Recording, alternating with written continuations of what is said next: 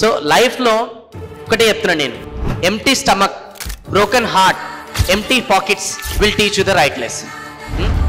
అంటే కడుపు మాడినప్పుడు, పాకెట్లో ఒక్క రూపాయి కూడా లేనప్పుడు, గుండె నిండా బాధ ఉన్నప్పుడే మనిషి గుణపాఠాలు అనేది నేర్చుకుంటాడు అనమాట. సో అలాంటి గుణపాఠాలు మీరు నేర్చుకోకుండా ఇలాంటి వాళ్ళని మిమ్మల్ని పిలిపించి మీకు పరిచయం చేపించి అలా నేర్చుకోమని చెప్తున్నారు. సో దట్ రేపటి రోజున ఆ పాఠాలు నేర్చుకోకుండా ఈ పాఠాలు మీకు హెల్ప్ చేస్తున్నాయి.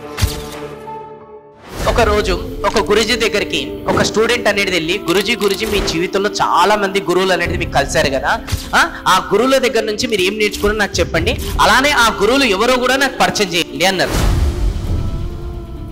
అప్పుడు ఆ గురుజీ అన్నాడు అనమాట, నా జీవితంలో చాలా మంది గురువులు ఉన్నారు, ఎంతమంది అనేది నీకు పరిచయం చేయాలి, అయినా కూడా నా జీవితంలో ఒక 3 గురువులు అయితే నీకు పరిచయం చేస్తా, ఎందుకంటే వాళ్ళ దగ్గర నుంచి నేను చాలా విషయాలు నేర్చుకున్నా.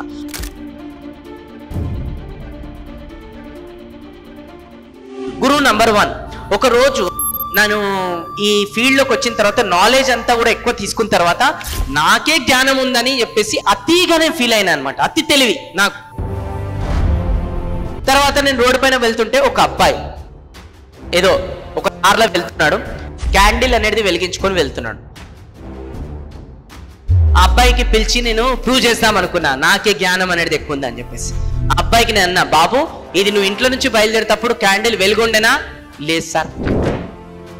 నువ్వు వెలిగించినావా? వెలిగించినా సార్. Very good. ఇప్పుడు ఏదైతే నువ్వు వెలిగించినావు కదా, ఆ వెలుతురు అనేది నువ్వు డిఫైన్ చేయవా కొంచెం ప్లీజ్, ఎట్లొచ్చింది ఆ వెలుతురు చెప్పవా ప్లీజ్ అని అన్నాడు. అప్పుడు అబ్బాయి ఇమీడియట్గా ఏం చేసిండు అంటే క్యాండిల్ని ఊదేసిండు. ఏమైంది, ఎందుకు ఊదినావు? ఇప్పుడు వెలుతురు పోయింది కదా, ఎట్లా పోయిందో నువ్వు డిఫైన్ చేయవా ప్లీజ్ అని అన్నాడు. అప్పుడు అర్థం చేసుకుంటా అనమాట, ఎంత నాలెడ్జ్ ఉన్నది మీకు ఇంపార్టెంట్ కాదు, ఆ నాలెడ్జ్ని సిచ్యువేషన్ తగ్గట్టు ఎట్లా యూజ్ చేయాలనేది ఇంపార్టెంట్. ఇతని దగ్గర నేను అతి తెలివి చూపించాలనుకున్నాను, కానీ అతి తెలివి కాదు, జ్ఞానం ఉన్నా కూడా కొన్నిసార్లు కాళ్ళు భూమిపైనే ఉండాలి అని చెప్పేసి అర్థమైంది. ఆ అబ్బాయి దగ్గర ఆ రోజు నేను నేర్చుకున్నాను. ఎందుకంటే కొంతమందికి ఈ రోజు ఫీల్డ్లోకి వచ్చిన తర్వాత కొంచెం నేర్చుకోగానే చాలా అతిగా ఫీల్ అవుతారు అనమాట, ప్రౌడ్గా ఫీల్ అవుతారు అనమాట, నాకే అన్ని తెలుసు అని వచ్చేస్తాయి అనమాట. ఎవరికైతే నాకే అన్ని తెలుసు అని ఫీల్ అవుతారో వాళ్ళ జీవితం అక్కడనే ఆగిపోతుంది.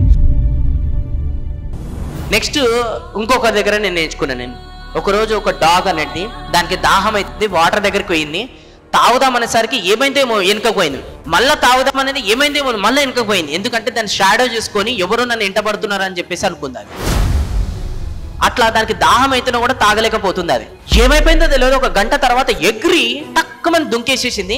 అప్పుడు మంచి వాటర్ తాగింది, మంచి ఎంజాయ్ చేసుకుంటే బయటికి వస్తుంది. ఎందుకు? అప్పుడు ఎవరో నా ఎంట పడుతున్నారు వాళ్ళు పోయిర్రు అని అనుకుంది. అది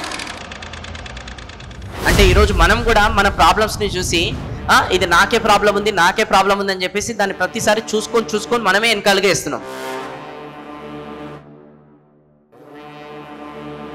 ఒక్కసారి ఆ ప్రాబ్లమ్ని కనుక మనం అధిగమించినాం అనుకో, తర్వాత ఆ ప్రాబ్లమ్సే ఉండవు అక్కడ. ఈ రోజు మన గోల్ పెద్దదా ప్రాబ్లం పెద్దదా అని అంటే, మన ప్రాబ్లం పెద్దగా అయిపోయింది, గోల్ చిన్నగా అయిపోయింది. ఏ రోజైతే గోల్ని పెద్ద చేసుకుంటూ ప్రాబ్లం చిన్నగా అయిపోతుంది. ఎప్పుడు చిన్నగా అయితే తెలుసా? దాన్ని అధిగమించినప్పుడే. ఒక మంచి బుక్ ఉందన్నమాట, what got you here won't get you there. అంటే నేను ఏదైతే ఇక్కడ వరకు తీసుకొచ్చిందో అది అక్కడ వరకు తీసుకెళ్ళలేదు. ఇంకో బుక్ కూడా ఉందన్నమాట, నీకు ఏదైతే భయాన్ని క్రియేట్ చేస్తుందో అదే పని ఫస్ట్ చేసి పడేసి అంటున్నారు అనమాట. ఆ డాగ్ దగ్గర నుంచి కూడా అది నేర్చుకున్నాను.